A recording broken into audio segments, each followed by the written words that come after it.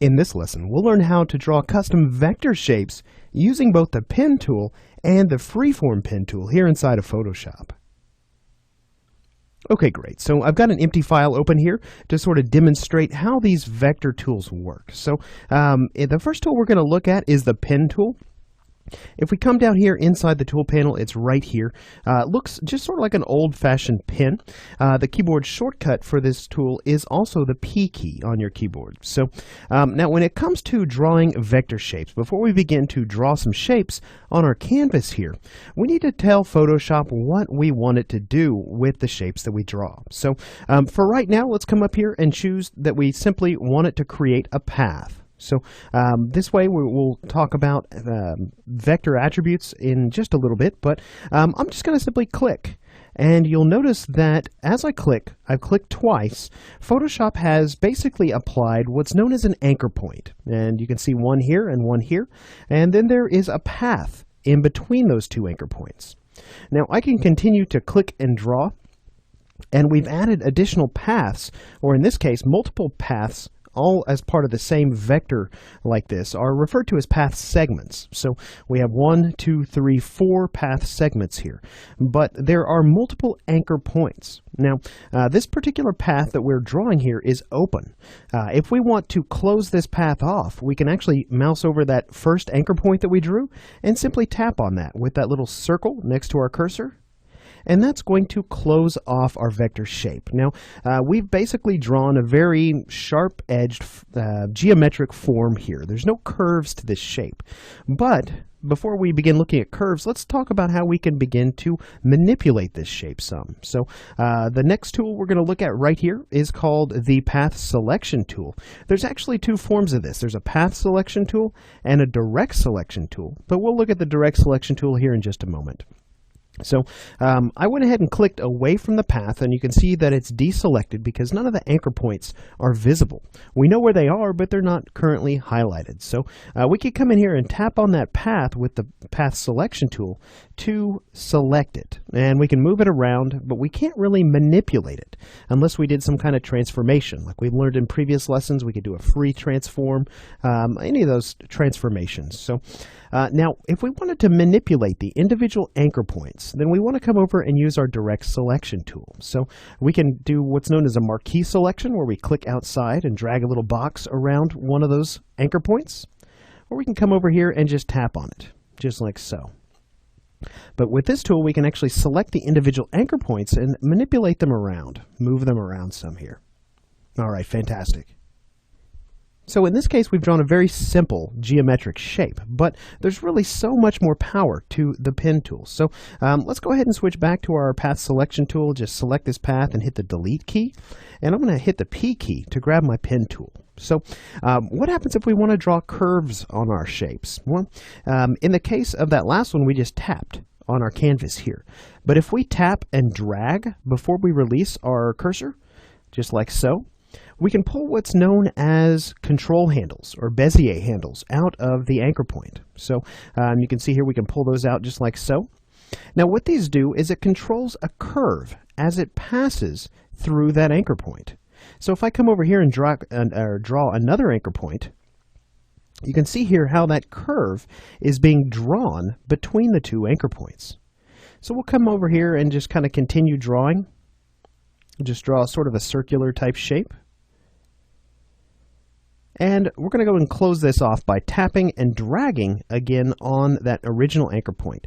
Now you can see here as I drag, I'm really only controlling that one handle on the side of the anchor point that really controlled that last segment we just drew. But in this case, we've drawn a circular shape. Now this takes a little bit of practice getting used to, using this pen tool to draw curves like this. So let's come over here to the right, and we'll just hold down the Control key and then tap to deselect that curve. So I'm going to come over and begin drawing another circular shape. But as I'm drawing this, watch what happens if as I'm pulling these handles out like this, if I suddenly hit the Alt key. We can break these handles free. So essentially, instead of a curve running through this anchor point, we're creating a corner. So if I go ahead and just drop that right there, and I come over here and I draw another one maybe right about here, you can see how we've got a curve running into this side and then a straight edge coming out of this side. So again, a lot of power here inside the pen tool in terms of the custom shapes that you can begin to draw with it. Now, this is actually very much like Illustrator, Adobe Illustrator, if you've ever used that application. So we're not going to spend a lot of time on getting you to master the pen tool, because honestly, if you're using Photoshop to do vector work, it's probably not going to be something you would need to know on your first day with Photoshop. So these are the basics of the pen tool. Now, if I come in here and grab my path selection tool and just delete these paths again, we have another variation of this. It's called the Freeform Pen Tool. Now, this one's a little bit more intuitive. We can actually just tap and drag, and we can draw our own custom paths, basically freeform, based on whatever we draw with our mouse, or in this case, my stylus on my tablet. Now, coming in and closing these paths off becomes a little bit more difficult. All we need to do that is actually hold the Control key, and Photoshop will actually complete the distance between the first and the last anchor point for us. So if we wanted to come over here and draw ones like so, Control, and it'll just complete that edge right there. Now, again, we can use the A key on our keyboard to switch back to the Path Selection tool, Shift A to get to the Direct Selection tool underneath it there, and we can come in and we can begin to manipulate these anchor points, just as we saw earlier. Now, in the case of some of these where there's a curve, you can see here how, again, there's a curve running into that anchor point. Again, we can hold down the Alt key, and we can break those handles free of each other. There's actually a tool that's made just for this exact purpose. Let me find another one that's a straight curve. There's one right there. If we come underneath the pen tool, there's this Convert Anchor Point tool. And this tool will actually just come over and break those handles free from one another, just like so. All right, fantastic. Let's come back over, and we're going to delete these paths, because basically all we've been doing is drawing paths at this point. Let me delete these guys and select this one. Really, to draw just a path, this path is invisible. There's no physical attributes to it that define the way it looks. So it's just basically mathematical properties. If we wanted to, we could come over to this Paths panel, and we could do something like make a selection out of that path with this button down here, and you can see it makes a selection. So, all right, fantastic. I want to deselect that with a Control D, and we'll just come back in here and delete that path, because what I want to show you at this point is how we can begin to utilize these vector shapes as something besides just a path. If I come over here and select Shape, this is going to open up a whole new set of options to me. With a shape, we can define a fill color. We can define a stroke color, a fill color being the color inside the shape, a stroke color being something that's actually applied to the vector path itself. We can actually apply a stroke width. In this case, I've got mine set to 2 points, as well as a stroke style here, whether in this case we've got a straight line, we've got a couple of different dashed line options, and so on and so forth. So let me just come in and start to draw a shape using this particular mode. We'll come back over here and close that guy off, just like so. All right, fantastic. I've drawn a vector shape, and now this vector shape has qualities that allow us to see it. We could print this shape out, and it would print out as a little black outline around it. But if we come down here and grab our Path Selection tool, we can actually come in and begin to modify some of these attributes.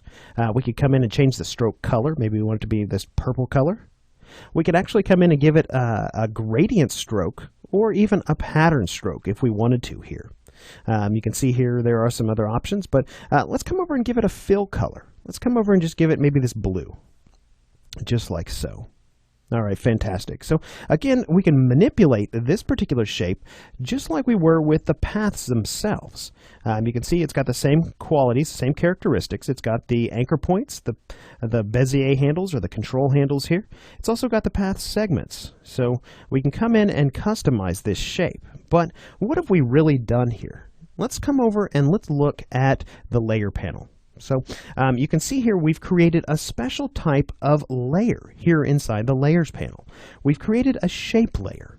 So what this means is simply, basically, if you remember a previous lesson, we learned about these solid color layers. So if I drop this in, we pick a red, it's basically created a solid fill color, and we could come in and limit that fill color with a mask here by painting into it. Now, with this shape layer right here, essentially what this is, it's the same type of thing. We've got a color defined. In this case, it's this blue color. But instead of using this pixel-based raster mask, kind of like we've learned about in the last couple lessons, what Photoshop is doing kind of behind the scenes is it's using that vector shape that we created to mask out this blue color. So in this case, let's come over here and draw yet another shape.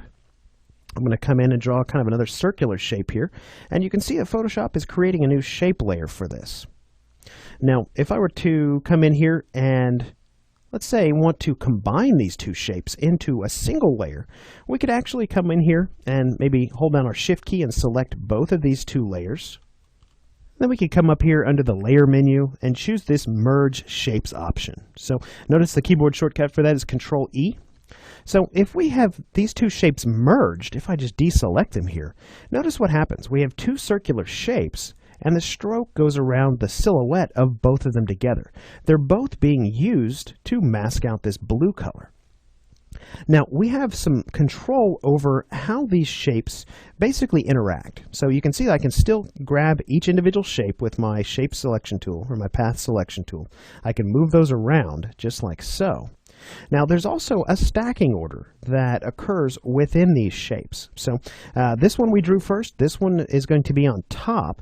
So if we wanted to change this stacking order for whatever reason, we can do that with this button right here. So we could select a shape and we could tell Photoshop to bring that shape to the front or bring it up one step in the stacking order. We can do the same with sending it backwards.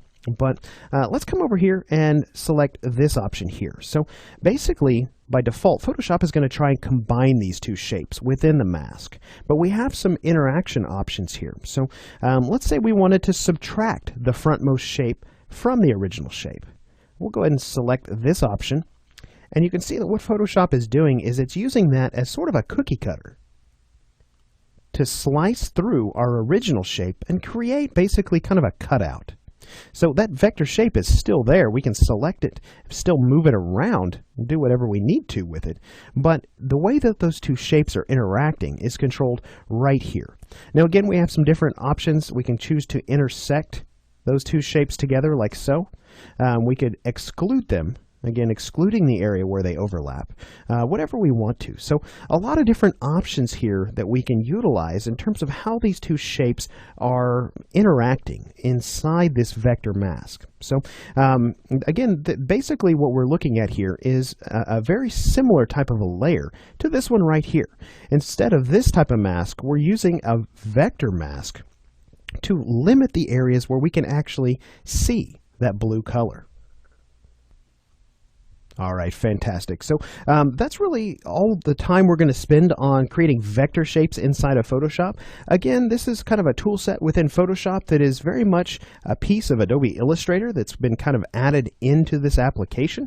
If you want to learn more about vector shapes and even Adobe Illustrator, you might check out any number of different courses within our library for learning Adobe Illustrator. So with that said, let's go ahead and move on to the next lesson, and we're going to learn how we can begin to add text to an image.